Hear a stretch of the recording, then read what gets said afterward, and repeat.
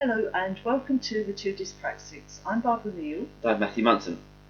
and this is episode 17, in which we'll be talking about social interaction, which is actually quite a challenge, I think, for dyspraxics, because although Matthew and I talk on a one-to-one basis very often, obviously, it's something that can present a massive problem.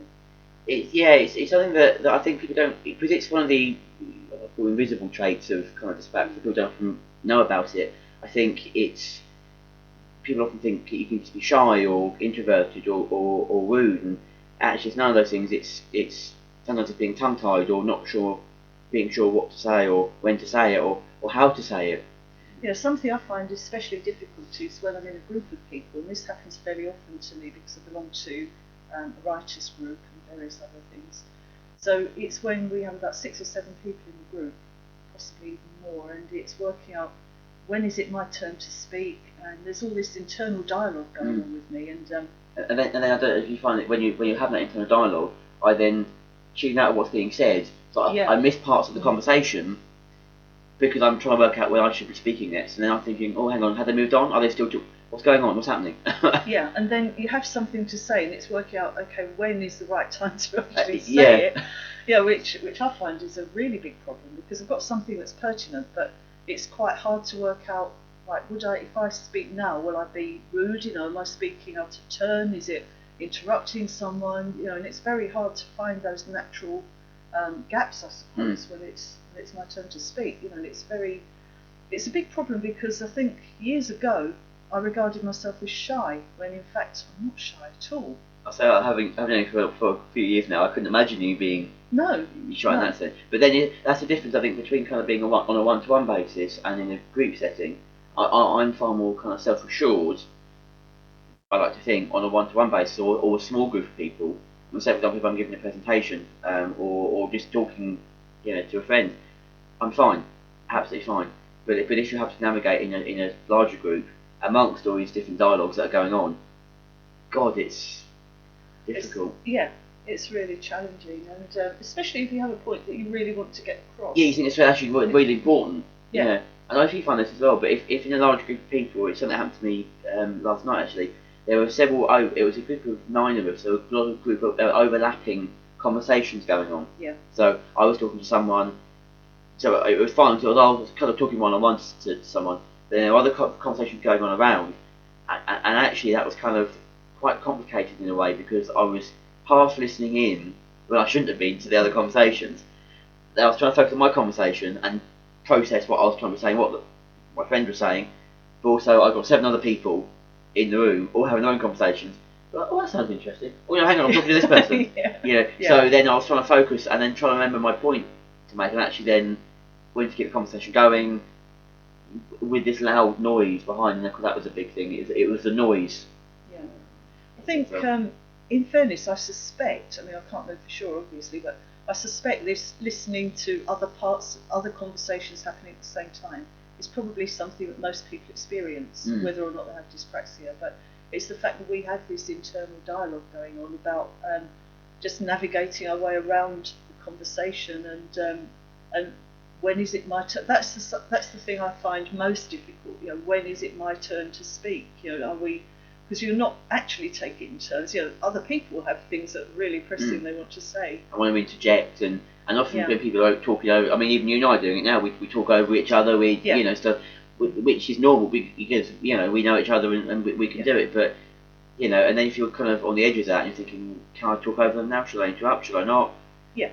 What's wrong? Certainly, when that happens with us, so I just did it again. Yeah, but then that's fine, because it feels natural. Again, it's a one-on-one situation. So Barbara and I are talking. Okay, there's people out there watching this later date, but hate to break it to you guys, it's not live. I'm sorry. Because basically it's just Barbara and I and the sound crew and the camera team, obviously, in the room. Cause we've got a very large. And the maid and butler. And the maid and the butler, who we have. They are behind the door. Actually. Yeah, they haven't hide outside the room because they've got other work going at the minute.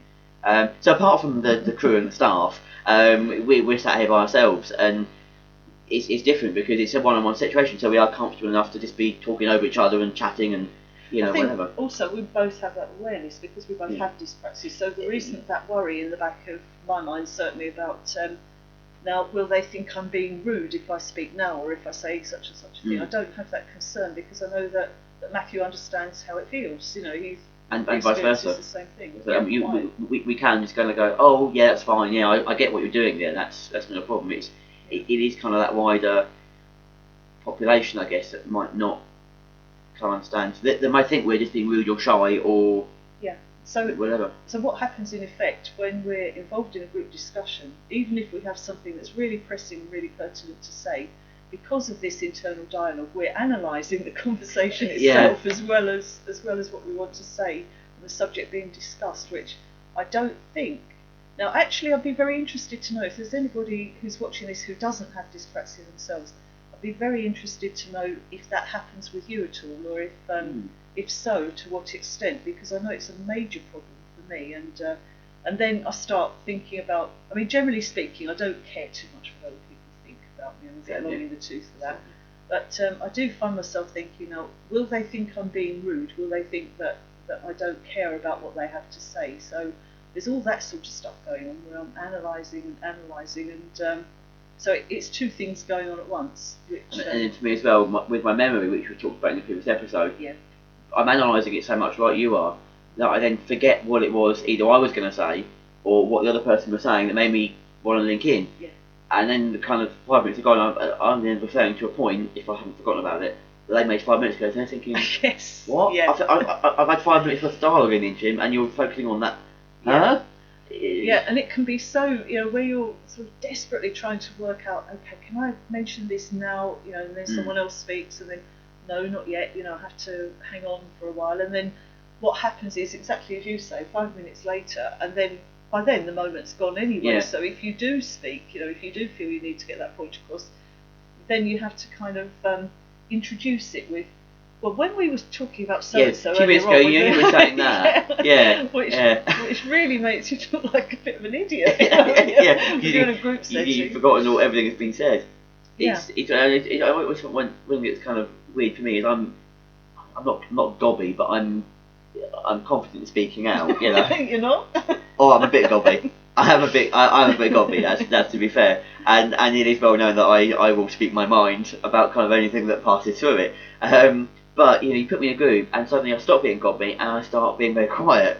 Believe me, it happens. I know it's hard to believe, but I go become very analytical, very kind of introverted.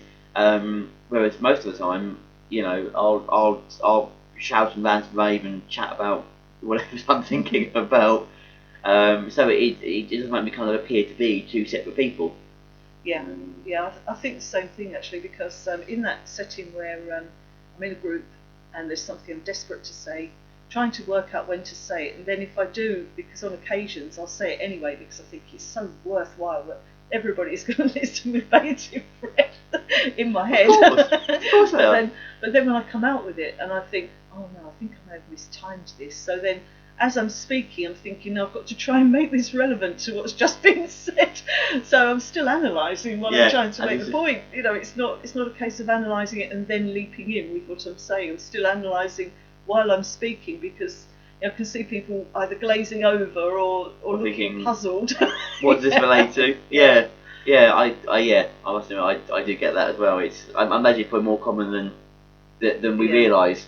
I think it may be. I would be fascinated to find out to what extent non-dyspraxics experience this, but I do suspect that a lot of it has to do with dyspraxia because certainly when I'm in a group setting, nobody else seems to suffer from that same thing. Yeah, and just one last thing on that I thought just literally occurred to me is I get really tongue-tied if I start trying to speak and trying to assert my point in that kind of group setting.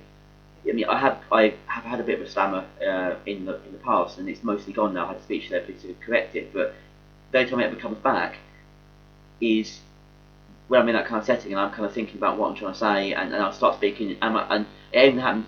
Say this example I gave of yesterday evening, and I was saying something to this group of people, and my stammer came back full throttle, and it took me about 5 attempts. I can't remember what the word was now to get this word out. Everyone knew what the word I was trying to say, but it was as if 2 years of speech therapy when I was a kid never happened. I kind of reverted back. And then I'm 32 years old, for heaven's sake. I then felt an absolute burk You know, I'm thinking, I'm a grown man, I'm a grown adult, for God's sakes, and now I'm starting to feel, you know, slightly eccentric as a result, you know, slightly stupid, and I felt bad about that. Well, it's funny you should use the word eccentric actually, because that's triggered something for me. Because in the writers group I belong to, which is a fantastic group of people, I have to say, we're all mutually supportive. It's a lovely group, and I'm proud to be a member of that particular group. You should name it, but name the group. It is name the the group. Maidstone Writers Group. That's Bless how good their they hearts. are. I've only ever met Barbara and one other of the group, and they're all absolutely balmy as anything. But no, I don't mean that. Well, that's what I was going to say actually. Oh, sorry. I know that certainly as far as at least two of the members of that group are concerned, they view me as eccentric. No, I don't know if that's actually the case, or if they're just completely way off the mark, or what. But What do you? I've been called eccentric before. yeah, I don't mind. Oh no, I'm fine with it. I'm proud of it. Maybe that's kind of a slightly wider thing, and so that's part of our creativity in the dyspraxic. Yeah, you know, be. Plus the speaking our minds. I mean, I'm not one to hold back either. But I hadn't ever noticed, Barbara, that. I always thought you were a wilting violet. Yeah, I think you're a bit reserved. Sometimes. Very reserved. Not very often. I need to have that filter more, I think. Actually, you know, something else that's just occurred to me. Now, we're talking about social interaction, and we've only spoken about conversing. So, I mean, social interaction covers a multitude of sins, which is also a wide area. So, in what other ways would you say that? Well, I mean, I suppose social media can be perhaps a boon or a curse depending on the individual. I mean, how do you get on with social media? What's your? Well, I use it a heck of a lot, as you. Yeah, well, I mean, I do. You know, we both do. I use emoticons quite often because, you know, and some people misuse exclamation. They use exclamation marks a lot. Don't start me on that. But no, we won't go into grammar because it's. It will go off on a complete new tangent. But, just a slight tangent. Look for the Grammar League on Facebook. I know it's not dyspraxic related, but it's. I know. Sorry, it's a pet hate of mine. Bad grammar. Sorry. Back to dyspraxia. Well, mine too. But you're both of us. Yeah, I'm trying to sort of calm down a bit about it. No, why should you? Okay. Don't calm down about bad grammar. No. Well, not blatantly bad grammar, but I think the evolving language. But we won't go. No, that's how the conversation. We're going off piste a bit there. Sorry. No, about emoticons. I do find that I know some people are irritated by the use of emoticons, but I find them quite useful because if you stick a smiley face or a winking smiley face or something at the end of something you've said, then there's that hopefully guarantee that it's not going to be taken the wrong way, it's not going to be misconstrued, and you won't be upsetting someone by saying something that has been misjudged. So I think emoticons for dyspraxic people using social media are quite a boon. I wonder actually if some people, I mean, I don't mind kind of most ones, but I wonder if some people prefer kind of say social interaction via social media rather than a other one. I mean, for example, for me, I hate using the phone, telephone, for example. I'm not good on the phone. I can do it, but I prefer to kind of see someone, to kind of see facial, you know, tics and kind of body language and stuff. I much prefer that. Or social media. I like either. But I'm not good with people's voices.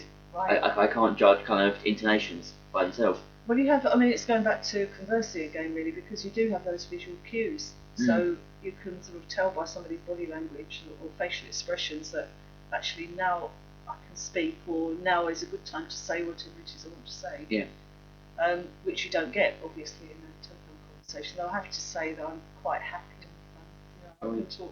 You know, I can talk for a long time. But isn't that interesting though? Just there, I mean, we've got a lot in common with that kind of social interaction that we talked about, the nerves in groups, etc. Yet something like the phone, totally different. But doesn't that then go prove how much of a diversity there is within dyspraxia? You could, I say box a minute, but you can't then say, oh, that person's dyspraxic and has then this set of cues to prove they're dyspraxic. It's more diverse than that, even amongst us two. Exactly. Anyway, that's sorry. Again, another tangent. I'm sorry. But yeah, it's. I know a lot of people I think do prefer. I'm presuming a lot of people prefer kind of social media, Facebook, Twitter, to communicate, to talk. Well, also, I suppose if somebody has verbal dyspraxia, and you just touched on it just now when you were talking about the stammer, that social media is fine because you don't have that problem. Oh yeah. You know, and also for anybody with a hearing impediment or something, you know, then social media is ideal, isn't it? Yeah, actually, that's what. And I had a flight about the verbal dyspraxia. Actually, it's something that I think I probably have. Do you have it? Do you have it? You don't. Because I conscious I do. So even just as an example, before we're doing this, we were recording some trailers for our YouTube channel. Some outtakes. Some outtakes as well. There are a few outtakes, obviously. And and I couldn't say the word YouTube in this sentence. I kept going. I don't even know how. I can't even repeat it now. But I couldn't say. I can say it now. I'm thinking about it. YouTube. Yeah. But the pressure was on. And I kept.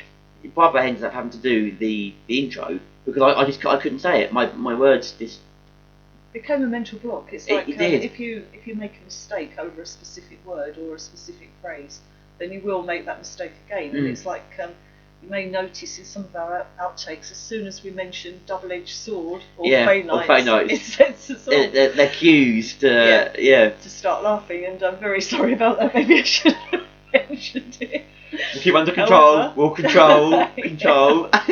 Look back at some. I think it was episode 12 or 13. That will explain everything. Hopefully.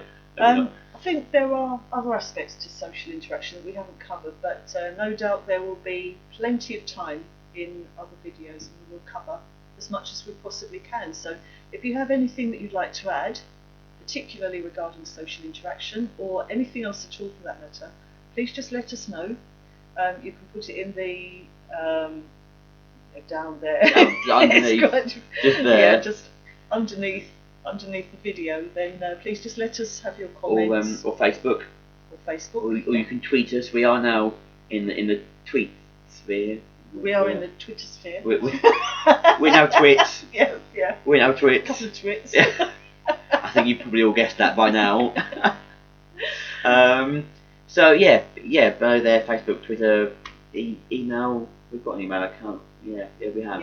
Yeah. I have to check from it there. Yeah, it's probably not such a good idea to email us because we both forget that we have an email account being dyspraxic, but I think probably Facebook is by far the best way to contact us. We're both always on it. Pretty much. We're on it constantly, so that's fine. Yeah. That's fine. So any suggestions, any comments, anything you'd like us to chat about, then please let us know and we'll be happy to hear from you. And on that cheerful note, it's goodbye from me. And it's goodbye from me. Bye for now.